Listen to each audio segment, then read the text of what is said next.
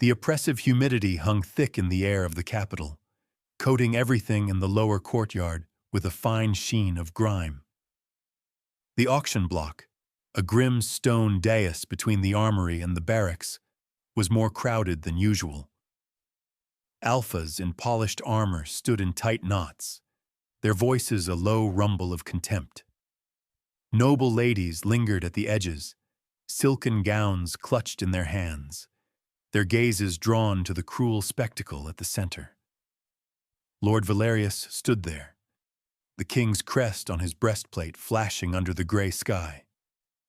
Beside him, bound at the wrists and ankles with silver chains that sizzled against his skin, was a man who looked forged from the wild mountains themselves. Tall, broad-shouldered, his skin weathered by sun and conflict. His black hair fell unbound to his shoulders, and though the enchanted metal had seared his flesh raw, he held his head with unyielding pride. His eyes, dark and unwavering, met the crowd's stares with a quiet intensity that unnerved them more than any snarl ever could. "Behold, a prize for the discerning," Lord Valerius announced, his voice a blend of authority and salesmanship. "A feral one, captured raiding the royal herds in the borderlands. The king's justice decrees he be sold to cover the damages." A wave of derisive murmurs swept through the assembly. "Beast," someone spat. "Feral," another added. The words were like sharpened stones, but the man in chains did not even blink. 50 gold sovereigns to start," Valerius barked. "A strong back, ideal for the fighting pits or the mines. The gods know these feral alphas have a brute strength for labor." He paused for the bidding, but the crowd remained silent. Then, from the very back, a clear voice cut through the air. It was sharp, certain, and utterly unexpected. "Do not harm him." Heads swiveled, the crowd parting as a lone figure stepped forward, her worn boots silent on the cobblestones. She wore a simple gray dress and a faded cloak, her dark hair braided tightly, her face pale but resolute. It was Ilara, the Omega, whose mate had died, leaving her to manage a small, failing estate on the kingdom's edge. The court whispered about her, too proud to seek a new match, too stubborn to sell her ancestral land. "I will purchase him," she declared, her voice firm despite the tremor she felt inside. The entire courtyard fell still. Even the wind seemed to hold its breath. A smirk touched Valerius's lips. "Now, Lady Ilara, this is no stray pup to be rescued. This is a dangerous creature." "I said I will purchase him." She drew a small leather pouch from her belt. The soft clink of coins was audible in the silence. 70 sovereigns, she said. "It is all I have." The crowd erupted in gasps of disbelief. "Ilara, have you lost your senses?" cried Lady Anya, the Chancellor's mate. "You cannot bring that monster to your home." "He's a raider," shouted a knight. "A feral beast!" Ilara's jaw set like steel, her eyes remaining fixed on the man in silver chains. "Call him a beast all you wish," she stated evenly. "I see a man who deserves a chance."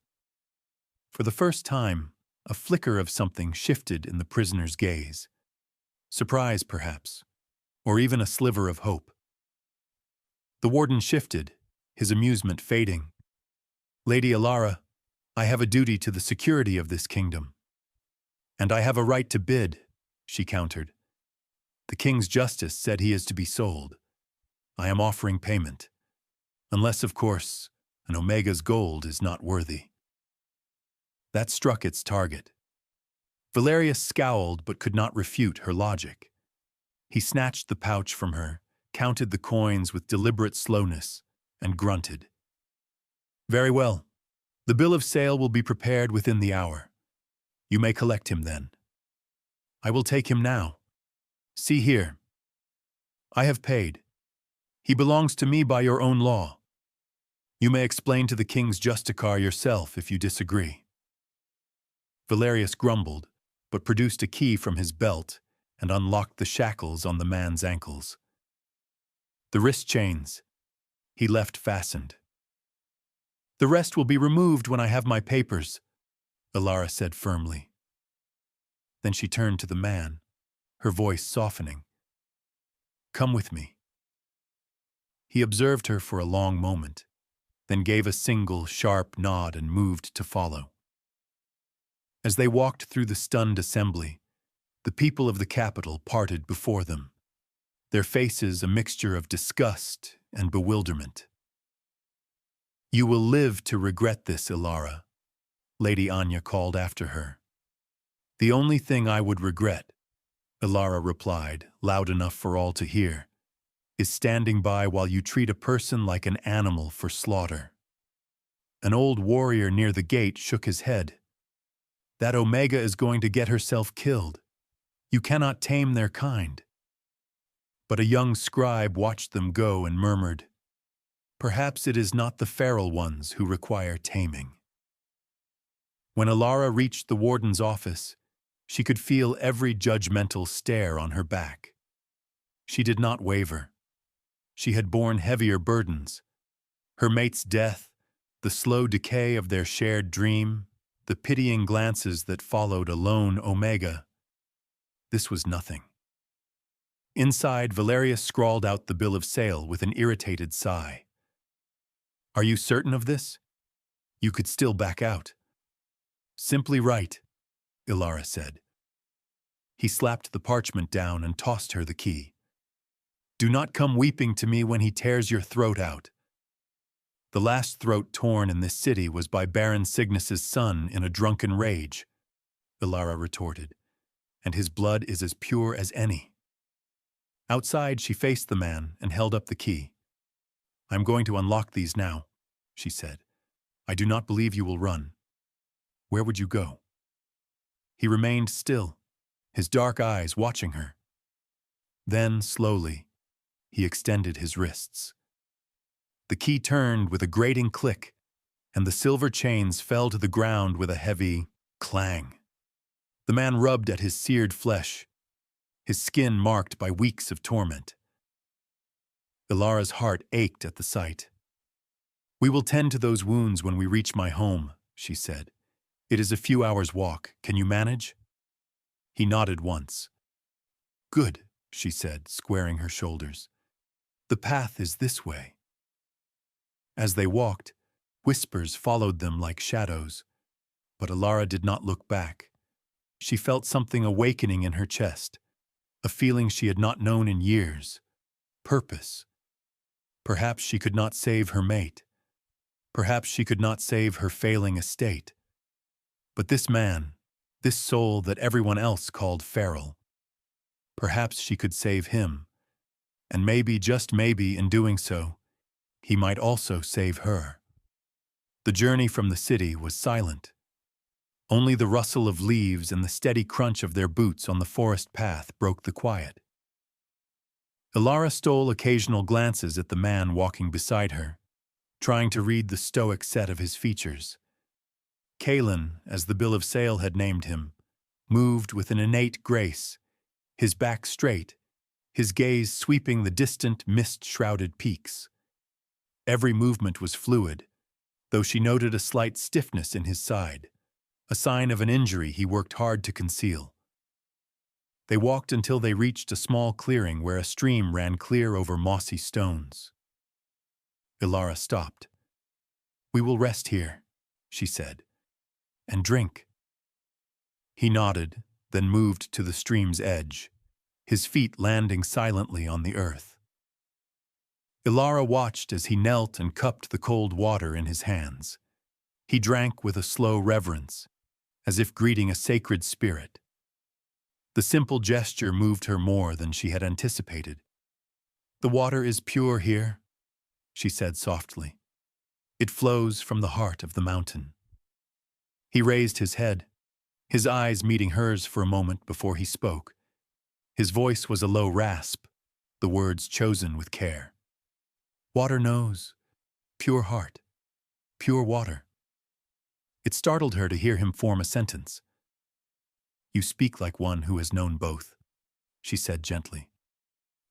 He looked away, his attention returning to the flowing stream. She wanted to ask more, but sensed the deep well of pain behind his words. Instead, she changed the topic. You speak the common tongue well. He gave a short, mirthless laugh. The king's missions. They teach. Cut your hair. Beat you if you forget their words. Ilara's heart tightened. I'm sorry, she said. No one should endure that. He looked at her again, searching her face. You are not afraid. Should I be? She asked, lifting her chin.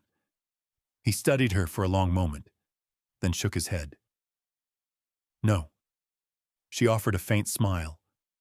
Then I am not. They continued on, the silence between them now less heavy. When the path crested a ridge, the forest opened into a small, secluded valley. Ilara pointed ahead. That is my home. Even from afar, the estate showed its neglect. The main cottage sagged slightly. Stone fences had crumbled in places.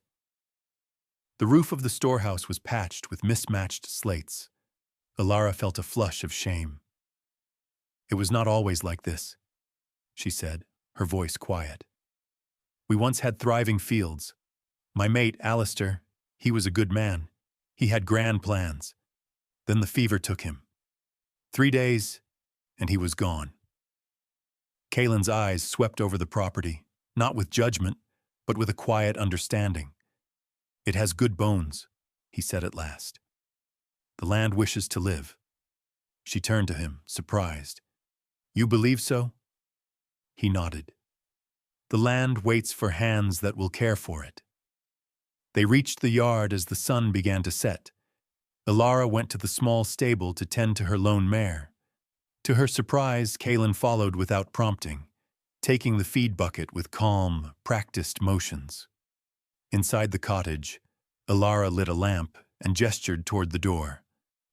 You can sleep in the storehouse, she said. There is fresh straw and some blankets. I will bring you a meal when it is ready. He did not protest, just nodded once, his gaze flicking to the small, painted portrait on the mantel. Alistair's face frozen forever in the prime of his life. My mate, Ilara said softly. He has been gone 3 years. Kaelin's expression softened. He gave a small nod, then stepped back outside. Just before the door closed, he turned and said in that low, gravel-edged voice, Thank you. It was only 2 words, but they filled the small room like a forgotten melody. That night, Ilara carried a tray with stew, bread, and a few dried apples to the storehouse. Kaelin sat on a bale of straw, skillfully mending a broken leather strap from a harness. His hands were steady and capable. You do not have to do that, she said. He looked up, his eyes catching the lamplight. Broken things should be mended. She smiled, setting the tray beside him. Then you will fit in perfectly here. They ate in comfortable silence, the barn cats creeping closer to investigate. One bold tabby rubbed against Kaelin's leg, and he reached down to stroke it, his large hand moving with surprising gentleness. Ilara watched, feeling a spark of trust, a warmth she hadn't felt in years. Later in her bed, she listened to the familiar creaks of the old cottage, but beneath them was a new sound, the faint rhythm of another person moving nearby, the sense of another presence on her land. It should have terrified her, she thought. Yet she felt a strange sense of peace. When morning came, sunlight spilled across the worn floorboards. Ilara stood at her kitchen table, making a list of all that needed repair. The list grew quickly. The leaking roof, the gaps in the stone walls, the well pump that was nearly seized. She sighed, knowing she couldn't afford the materials for half of it. A knock sounded at the door. Kalen stood there, his hair tied back, his face calm and watchful. He gestured toward the crumbling wall, then mimed swinging a heavy mallet. "You want to work?" she asked, astonished. He nodded once. "I cannot pay you," she admitted, embarrassed. "I spent everything I had to—" She stopped herself. "You know, food and shelter are all I can offer." He held up his scarred hands, then pointed from himself to her, to the cottage, and nodded again. The meaning was unmistakable. "You gave me freedom.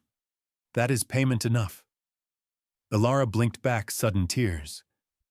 "Well then," she said softly, "we should get started." She led him to the tool shed where Alistair's old tools still hung, coated in dust and neglect. Kalen examined each one, checking the handles, testing the edges. When he found the whetstone, he looked at her with a question in his eyes. "Yes," she said, her voice catching. "Use whatever you need." By midday, the steady rhythm of a hammer striking stone filled the valley. Ilara worked in her herb garden, but her gaze kept drifting to where Kalen was rebuilding the wall. His movements were powerful, precise, and patient. When she brought him water, he paused long enough to drink, then said, "Good tools. Your mate knew his craft." "He did," Ilara said softly. "He used to say a man is only as good as his tools." Kalen offered a rare, faint smile. "A wise man."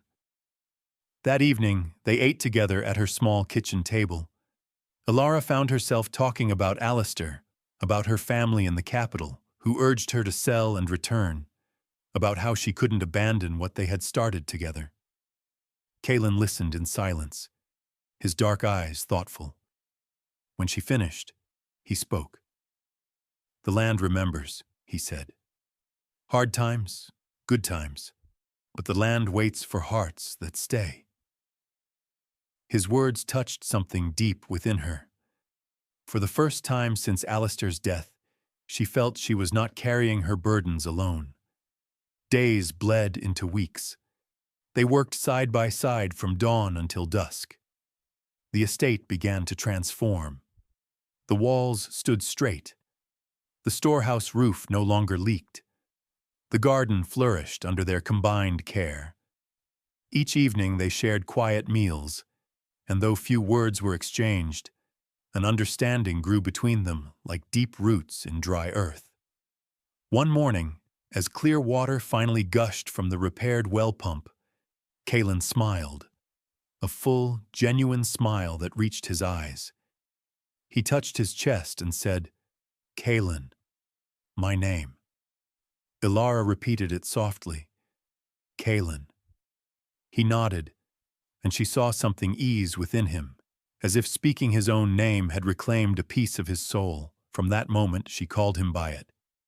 And every time she did, it sounded a little more like hope. The sound of approaching riders woke Ilara before dawn. Through her window, she saw the faint glow of enchanted torches in the darkness. Her stomach clenched. The warning a young scribe had given her days ago was coming true. She rose, pulled on her boots, and took Alistair's hunting spear that stood by the door. Kalen was already awake. Stepped from the small room off the kitchen, his posture calm but alert, his eyes sharp in the dim light. "Stay inside," Ilara whispered. "This is my fight." He shook his head. "No," he said firmly. "We stand together." Before she could argue, the riders were in her yard. 6 men, the brutal sons of Baron Cygnus, large and cruel. With them were 2 of the Baron's guards, and at their head, a man who radiated more sanctimony than courage, High Priest Theron. "Lady Ilara," the High Priest called, his voice booming like a sermon. "We have come to speak reason to you." Ilara stepped onto the porch, the spear held visibly but not aggressively. Kalen stood just behind her, silent as a mountain shadow. "A strange hour for a social call, High Priest," Ilara said coldly. "Desperate times call for desperate measures," Theron replied. "You are living in sin with a feral beast, bringing shame upon this kingdom. We cannot allow it to continue." "I am doing nothing wrong," Ilara said, her voice unwavering. "Kalen works for me. He sleeps in the storehouse. We have broken no laws." One of the Baron's sons spat on the ground near her steps. "It doesn't matter where he sleeps. It's unnatural. A decent Omega keeping a feral Alpha." "Watch your tongue," Ilara warned. "Or what?" the other son jeered. "You'll have your pet beast tear us apart?" Kalen stepped forward then. He did not speak. He did not reach for the knife at his belt. He just looked at them. Calm, unmoving, solid as granite. The men's laughter died in their throats. "You see!" Theron cried, pointing dramatically. "He threatens good, devout men. This is what comes of letting corruption take root." "The only threat here," Ilara said sharply, "is from men who ride to a lone Omega's home in the darkness, carrying torches like cowards." One of the guards scowled. "We are here to protect you, my lady." "Protect me from what? A man who works harder than any of you? A man who has done nothing but help me?" She took a step forward, her voice ringing with conviction. "You speak of shame? Shame is watching a man sold in silver chains like an animal and doing nothing." The men shifted uneasily. Theron's face flushed with anger. "You have lost your way, Lady Ilara. But it is not too late. Send this beast away and repent. Return to the capital where the good ladies of the court can guide you back to the proper path." Ilara gave a bitter laugh. "Guide me? The same ladies who cross the road to avoid me, who whisper behind their hands when I buy grain?" She raised the spear higher. "No, High Priest. I will take my chances with the company I keep." "Enough of this," the first son growled, his hand resting on the hilt of his sword. "You will regret." The tip of Ilara's spear swung up, steady and sure. "You take one more step onto this porch, and you will regret it first." The men hesitated. The only sound was the nervous shifting of their horses and the soft crackle of the torches. "This isn't over," the second son spat. "My father has plans for this land. He won't let some feral lover stand in his way."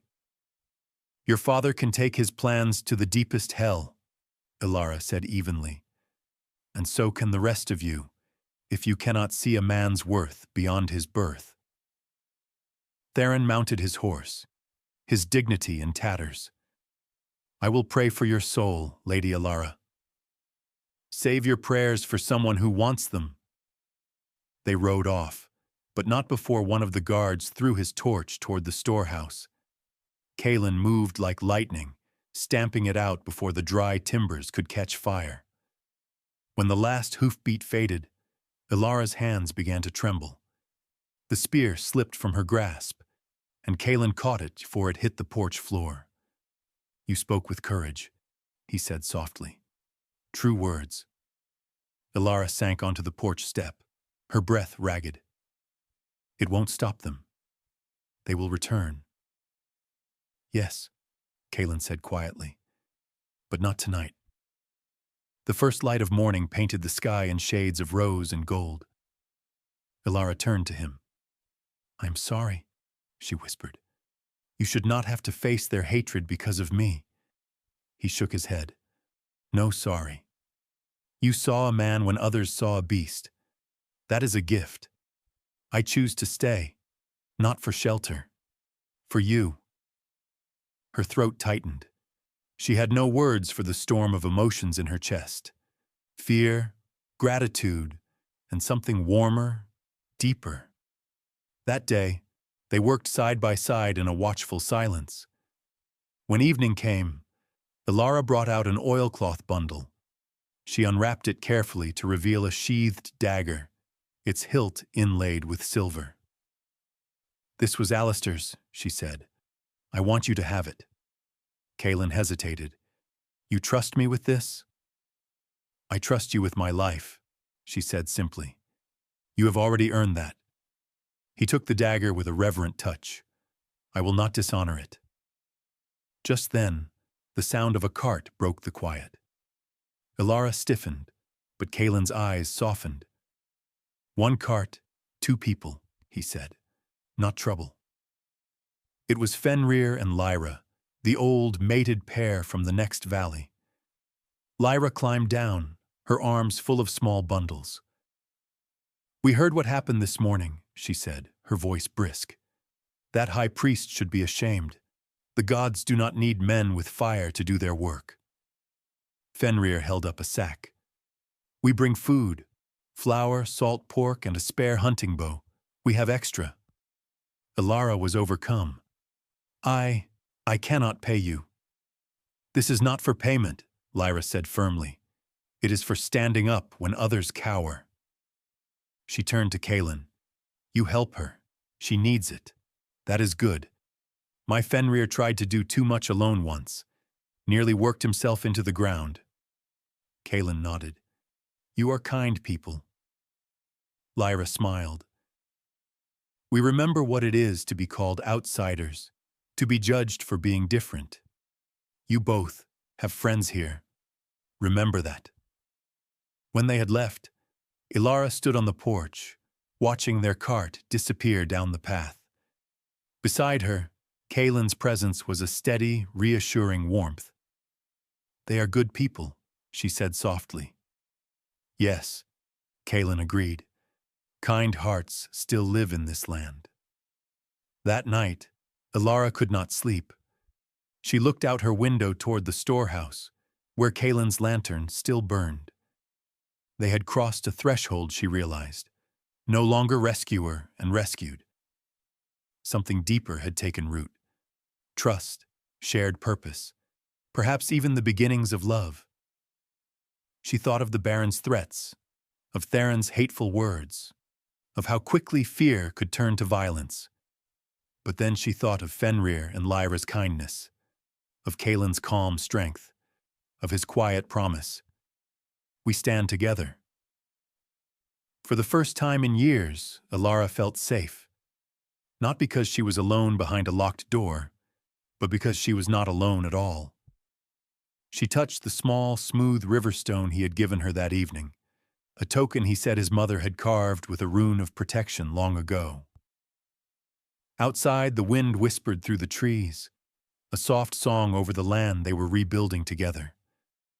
And beneath the vast, star-dusted sky, Ilara Whitford lay down and slept deeply, her heart no longer heavy with grief, but alive with something new and powerful. Hope. For in a world that had labeled him feral and her foolish, they had found what few ever did in that wild and broken kingdom. Two souls brave enough to truly see each other, and a bond worth saving.